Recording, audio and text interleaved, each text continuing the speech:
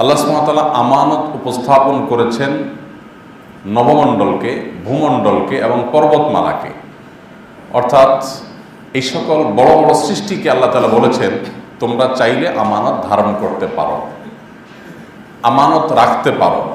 ফাআবাইনা ওয়া আশফাকনা মিনহা, আল্লাহ বলেন যে এই সকল বড় বড় বিশাল আকারের সৃষ্টি তারা আল্লাহর আমানত রাখতে অস্বীকৃতি জানিয়েছেন এবং তারা ভয় পেয়েছেন যে আল্লাহর আমানত যদি রক্ষা করতে না পারেন তাহলে পরিণতি কি হতে পারে। সেই ভয়ে আল্লাহর এই বিশাল বড় বড় সৃষ্টিগুলো আমানত ধারণ করেনি।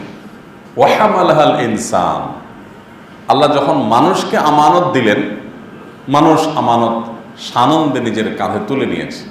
ইন্নাহু কানা যালুমান জাহুলা, আর মানুষ আসলে নিজের প্রতি নিজে এই আমানত নিজের কাঁধে নিয়ে সে নিজের প্রতি নিজে মূলত অবিচার করেছে। সে আসলে বুঝতে পারেনি যে আল্লাহর আমানতের মূল্য, আল্লাহর আমানতের ভার এটা কত বড়, কতটা ভারী, এটা না বুঝেই সে স্বাচ্ছন্দ্যে সানন্দে গ্রহণ করে নিয়েছে।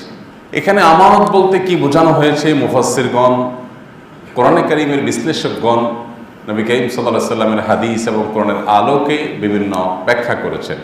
তবে আল্লাহ রাব্বুল আলামিনের উদ্দেশ্য যাই থাকুক না কেন, সেখানে আমানত শব্দ দিয়ে আল্লাহ তাআলা ব্যক্ত করেছেন আল্লাহর আদেশ নিষেধগুলো পালন করার ব্যাপারটিকে।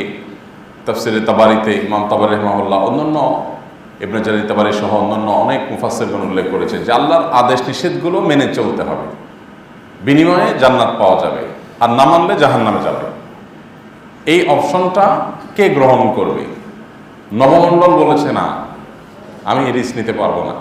ভূমণ্ডল বলেছে না, আমি রিস্ক নিতে পারবো না। পর্বতমালা বলেছে আমরাও এই রিস্ক নিতে পারবো না।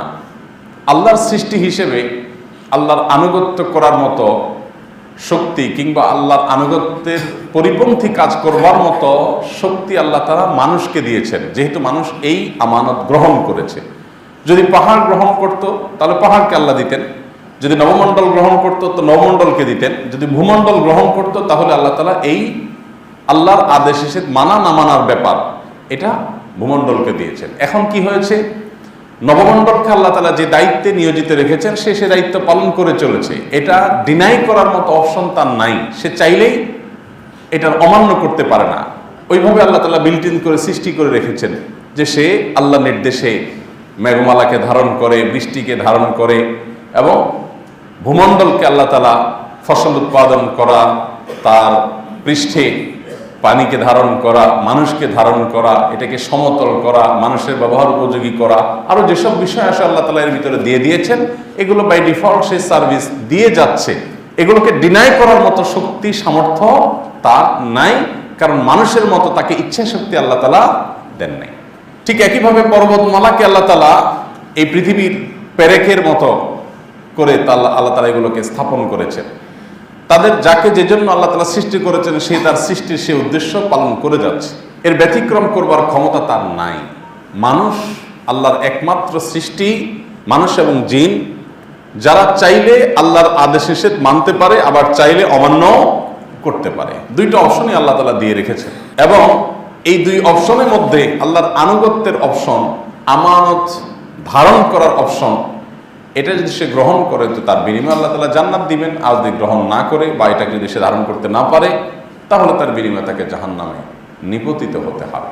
আমানতের বিষয়টি এত গুরুত্বপূর্ণ যে স্বয়ং আল্লাহ এত বড় বড় সৃষ্টিগুলো আমানত ধারণ করতে ভয় পেয়েছে যে আমানত না জানি রক্ষা করতে না পারি।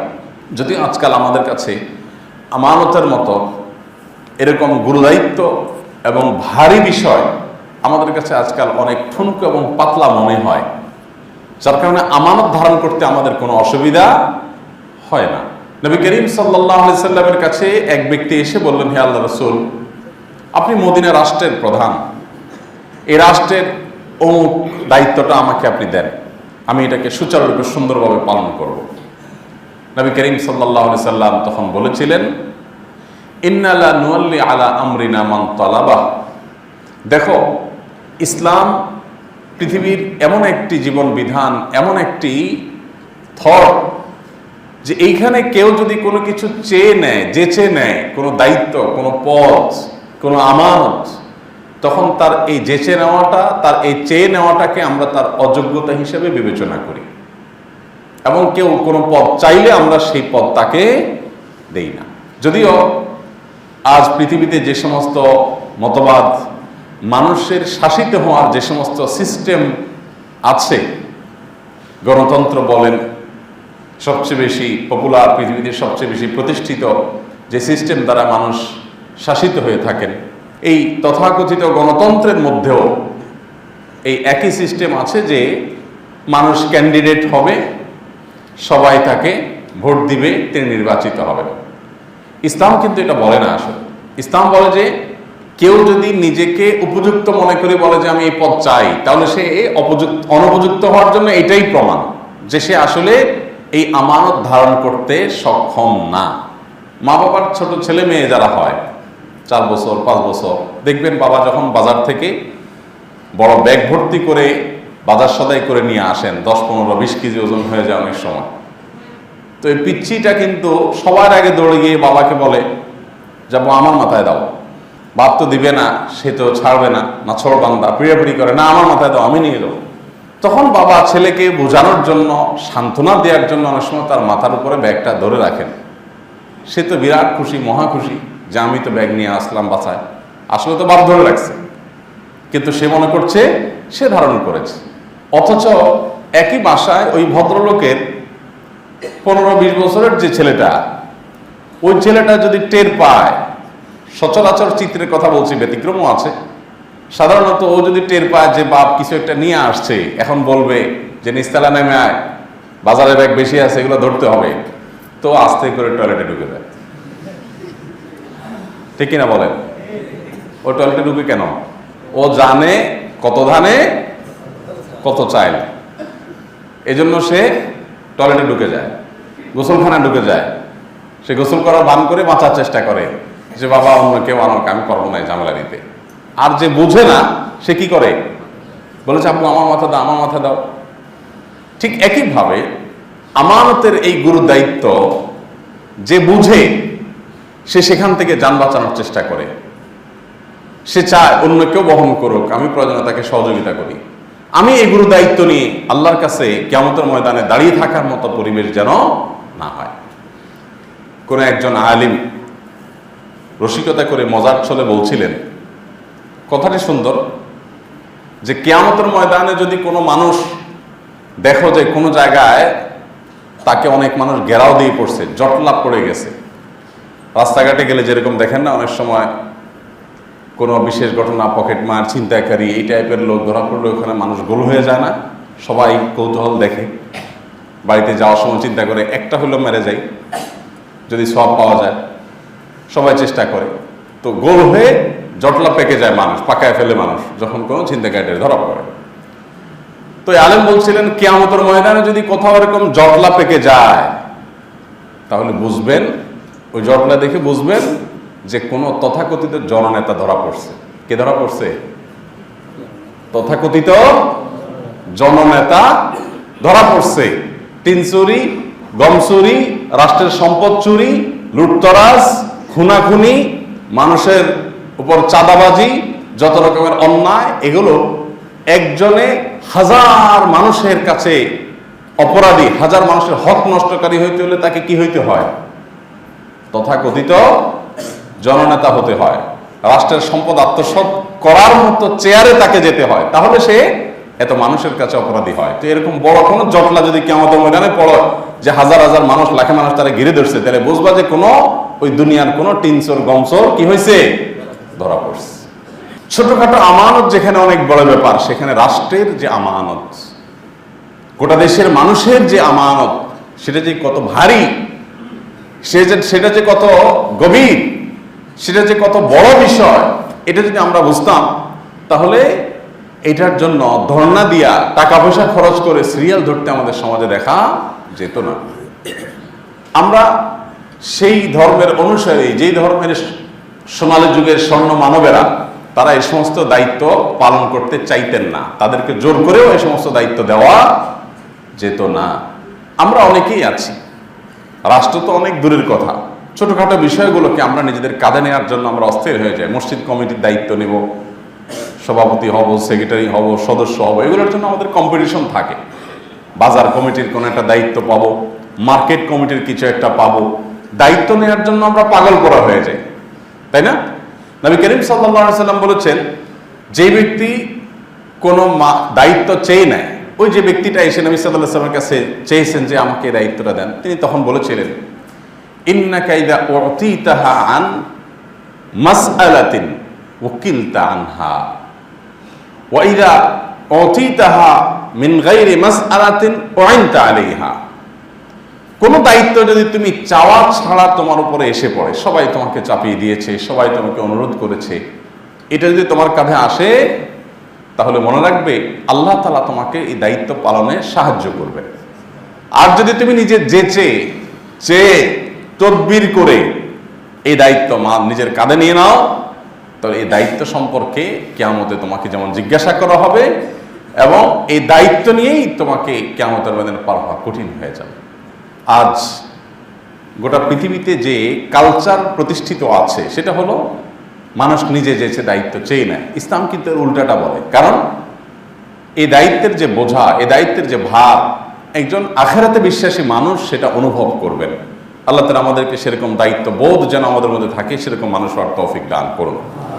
ভাইরা আমার, প্রিয় নবী সাল্লাল্লাহু আলাইহি ওয়াসাল্লাম বলেছেন, ইযা বুসিদাল আমরু ইলা গায়রিহি ফান্তাজিরিস সাআহ।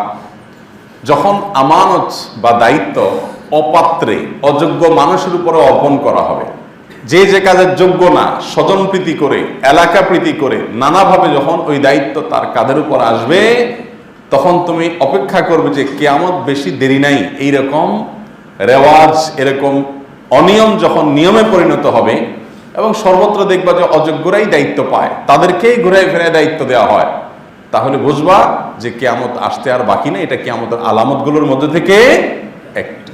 আমাদের সমাজে সর্বত্রই আপনি দেখবেন এই আমানতের খেয়ানত।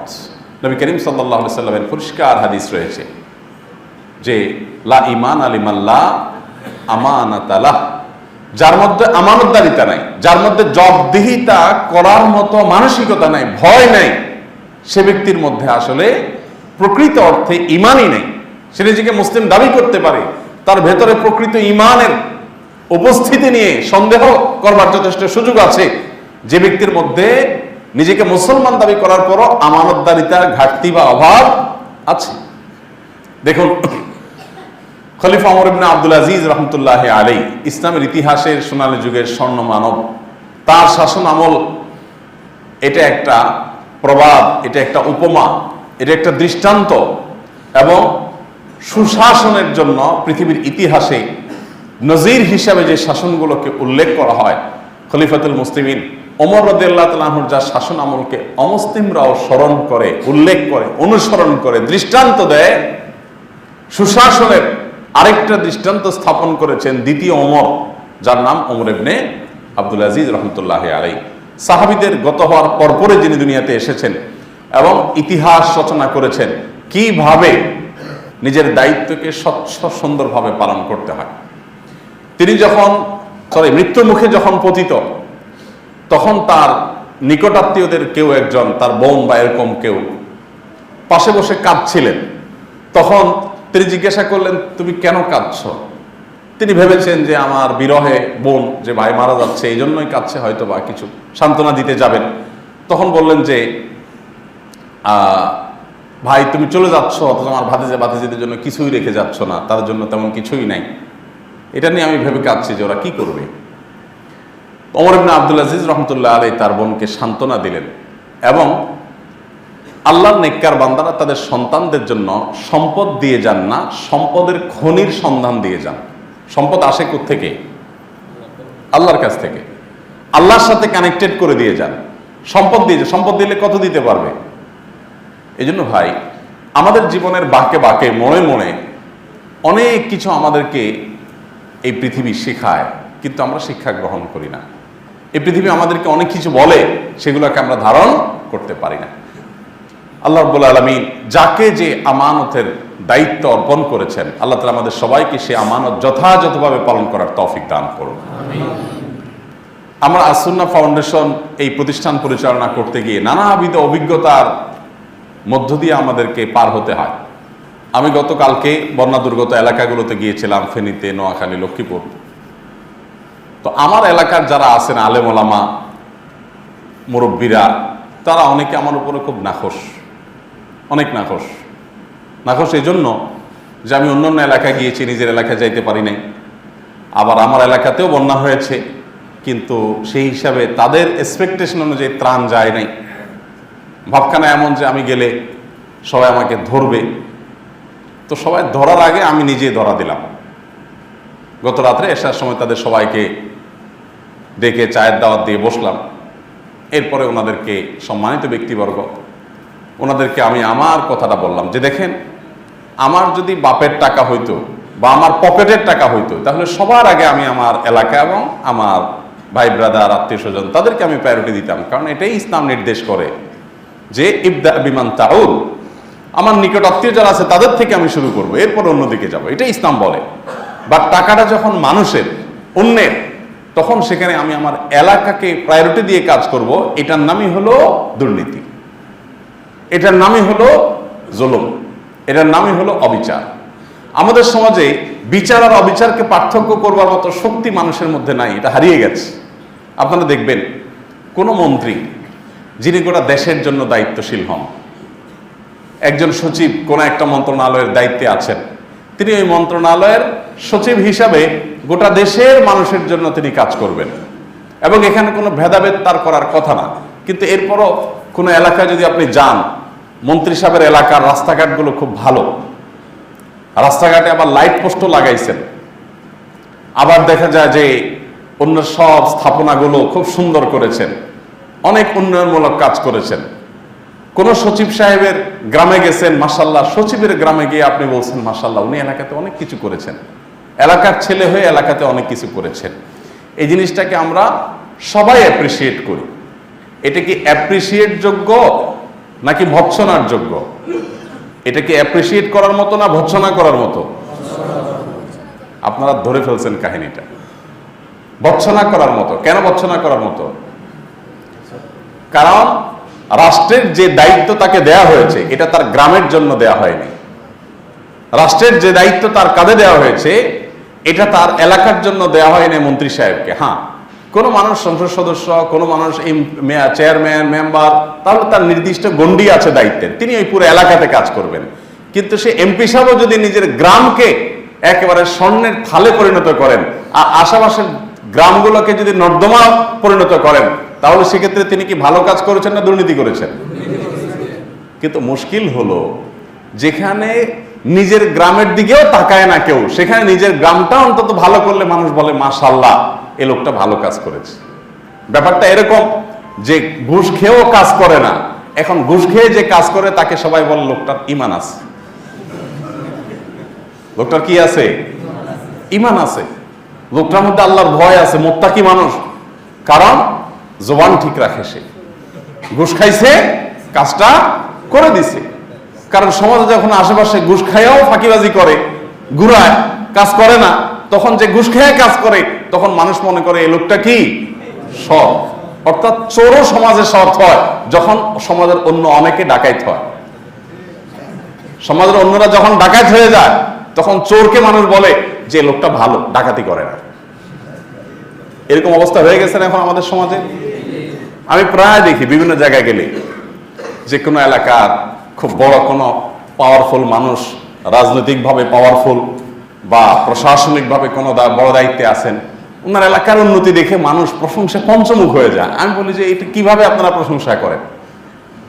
ট্যাক্স দেয় সারা দেশের মানুষ, ভ্যাট দেয় সারা দেশের মানুষ, সারা দেশের মানুষের ট্যাক্সের টাকায় উনি ওনার এলাকাকে উন্নত করলেন, বাকি এলাকাগুলোকে সেভাবে উন্নত করলেন না। উনি তো স্বজন প্রীতি করলেন, এলাকা প্রীতি করলেন, তিনি তো দুর্নীতিবাজ। তিনি আপনার কাছে সৎ হয় কিভাবে?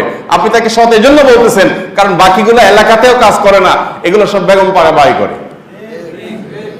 যে সমাজে সব টাকা পয়সা সব নিয়ে বেগম পাড়া বাড়ি করে, দুবাই নিয়ে ব্যবসা করে, সিঙ্গাপুর নিয়ে সম্পদের পাহাড় গড়ে, ওই সমাজে কেউ যদি নিজের এলাকা কিছু করে, আমাদের কাছে মনে হয় মাশাআল্লাহ, তো সাক্ষাৎ ফেরেশতা।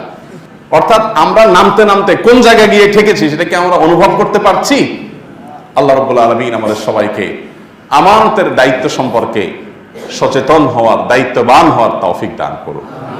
ভাইরা আমার, তো আমি আমার এলাকার আলেম ওলামাদের নিয়ে গতকাল এসার সময় বসছিলাম, মুরব্বীরা গণ্যমান্য যারা আছেন, যাদেরকে শ্রদ্ধা করে বলছিলাম দেখেন, আমার নিজের মায়ের পেটের ভাইটা অনেক সময় দেনাদায়িক থাকে, আমি পারি যদ্দূর পারি চেষ্টা করি। আমি যদি চাই যে তাকে আমি ফাউন্ডেশন একটা ফান্ড দিয়ে ভাসাই দিব, এই চাওয়ার ক্ষমতা আমার নাই, আমার হাত পা বাঁধা, এই ক্ষমতা আমার নাই। আমরা চাইলে অনেক কিছু করতে পারি না, কারণ আল্লাহর কাছে আমাদের জবাবদিহিতা আছে। মানুষ আমাকে আমার এলাকা দেওয়ার জন্য দেয় নাই, প্রত্যেকেরই এলাকাতে গরিব দুঃখী আছে, সে আমার কাছে কেন দিয়েছে? সবচাইতে উপযুক্ত লোকটা বের করার জন্য আমার সাধ্যের শেষটুকু পর্যন্ত চেষ্টা করা, এটাই আমার দায়িত্ব, এই জন্য সে আমার কাছে দিয়েছে। সো আমি এই জায়গাতে আপনি নাখোশ হলেও কিছু আসবে যাবে না। আমার আব্বাজান রহমতুল্লাহ আলাই বেঁচে থাকতে আমাকে প্রায় বলতেন, বাবা এলাকার অমুক আছে তমুক আছে, আমার সাধ্য অনুযায়ী নেন 2000 5000, আমি যেটা পারি গরিব মানুষ হিসাবে দিতে পারি। কিন্তু আপনি এটা আশা করেন না যে মানুষের দানের টাকা আমি এলাকায় কাউকে দিয়ে দিব, কারণ এটা আমার এলাকার জন্য। হ্যাঁ, এলাকায় যদি নিডই হয়, অন্য 10 জন পেলে সে অবশ্যই পাবে, কিন্তু এলাকা হিসেবে কোনো প্রায়োরিটি পাওয়ার কোনো অধিকার নেই। দেখুন, আমরা অনেকেই আছি যে আমাদের আত্মীয় স্বজন, আমাদের পরিচিত লোকজন, তাদের জন্য আমরা স্পেশাল সার্ভিসের ব্যবস্থা রাখি। আজকে আমাদের দেশটাতে যে অপশাসন, যে অনিয়ম, যে দুর্নীতি রন্ধ্রে রন্ধ্রে ঢুকে গেছে, এগুলো একদিনে ঝেঁকে বসে নেই। মানুষ অন্যায় নিয়ে গর্ব করে। ধরেন আপনার একজন মামু আছে, আপনার একজন খালু আছে প্রশাসনের খুব গুরুত্বপূর্ণ কাজে, ধরা যাক নিয়ে টেনশনে আছি, আমি লাইসেন্সটা বানাবো, আর আপনি খুব গর্ব করে তখন বললেন, আরে বিআরটি এর অমুকটা আমার দুলাভাই, আমি তো গেছি আর বানানি চলে আসছি। এরকম করে কি করে না মানুষ বলে? অর্থাৎ একটা 2 নম্বরে কাজ করে সেটাকে নিয়ে বুক ফুলে মানুষ গর্ব করতেছে।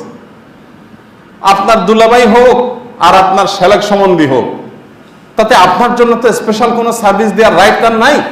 অন্য 10 জনকে যে সার্ভিস দিবে আপনাকেও সেই সার্ভিস দিবে, কিন্তু সেটা কি হয় না? গর্ব করে আমরা বলি, আরে অমুক তো আমার এটা, তমুক তো আমার এটা, মানে আমার তো কোনো ব্যাপার না। তো আমি যে এই যে নিয়ম ব্রেক করে কোনাকানি পথে, শর্টকাট পথে যে আমি আমার কাজটা করে আনতে পারতেছি, সেটাকে নিয়ে আমি আবার গর্ব করতেছি, এটা কি গৌরবের বিষয় না লজ্জার বিষয়? এটা তো দুর্নীতি, এটা তো আমি নিয়ম ভঙ্গ করলাম। এখন আপনারা বলবেন যে আপনি কি এটা করেন না? আমিও করি, তবে আমার করাটা হয় বেশিরভাগ ক্ষেত্রে আমি চেষ্টা করি বাঁচার জন্য। এয়ারপোর্টে একাধিকবার এরকম হয়েছে যে লাইনে দাঁড়াইছে, তো আমাকে সিকিউরিটির লোকজন এসে সরাই নিয়ে গেছে। তাই বললাম, ভাই কেন সরাচ্ছেন? সবাই লাইনে দাঁড়াইছে, আমিও দাঁড়াই, সমস্যা নাই তো। তো বলে না, আমাদের দায়িত্বই হলো এমন কেউ যদি লাইনে দাঁড়ায়, যে দাঁড়ালে সেখানে মানুষ ঘিরে ফেলবে, ডিস্টার্ব হবে, আমাদের কাজের ক্ষতি হবে, সেখানে ভিড় হয়ে যাবে বা নিরাপত্তার সমস্যা হতে পারে, তখন আমরা তাকে সরাই নিয়ে যাই। এটা আপনার জন্য আলাদা কিছু না, আপনার ভক্ত হিসাবে আমি করতেছি, তার এটা আমাদের দায়িত্ব। ঠিক আছে, তাহলে করেন, সমস্যা নেই। কোনো ডাক্তারের ওখানে গিয়ে যদি সিরিয়াল ধরা যায়, তো ওখানে আমি পেশেন্টদের, যদি ডাক্তার বলে ভাই আপনার সিরিয়াল লাগবে না, আপনি চলে আসেন, তখন আমি চেষ্টা করি পেশেন্টদেরকে বলার, ভাই ডাক্তার সাহেব আমাকে যাইতে বলতেছে, বাট অধিকার তো আপনাদের। তখন সবাই যারা চিনে বলে যে ভাই যান, অসুবিধা নেই। এতটুকু করার চেষ্টা করি। আমি যে ফেরেশতা তা না, কারণ এই সমাজের একজন আমিও তো। অতএব আপনাদের যে রোগগুলো আছে ওই রোগী আমি নিজেও, বাট আলোচনা করছি যাতে আমরা সবাই এখান থেকে বেরিয়ে আসতে পারি। আল্লাহ আমাদের সবাইকে সে তৌফিক দান করুন। ভাইরা আমার, আমানতের ব্যাপারে আমাদের সচেতনতা এটা গুরুত্বপূর্ণ। এর সাথে আমাদের ইমানের সম্পর্ক, এর সাথে আমাদের আমলের সম্পর্ক, আমাদের তাকওয়ার সম্পর্ক, আমাদের ভালো মানসিকতার সম্পর্ক। ভালো মানুষ মানে শুধুমাত্র লম্বা দাড়ি নয়, ভালো মানুষ মানে শুধুমাত্র জুব্বা টুপি নয়, ভালো মানুষ মানে শুধুমাত্র নামাজ রোজা নয়। এগুলো ভালো মানুষের অনেক গুরুত্বপূর্ণ নিদর্শন হলেও ভালো মানুষের অন্যতম প্রধান নিদর্শন হলো ভালো মানুষ সৎ হবেন তার কর্মে, তার কথায়, তার কাজে, তার বিশ্বাসে, তার আচরণে। তার ভিতরে নীতিনৈতিকতা থাকবে, তার ভিতরে শৃঙ্খলা বোধ থাকবে। আমাদের লজ্জা হয় যখন পৃথিবীর অন্যান্য দেশের দিকে তাকাই, অমুসলিম প্রধান দেশগুলোতে মানুষ সিরিয়াল মেনটেন করে দাঁড়িয়ে থাকে, কেউ এদিক সেদিক যায় না।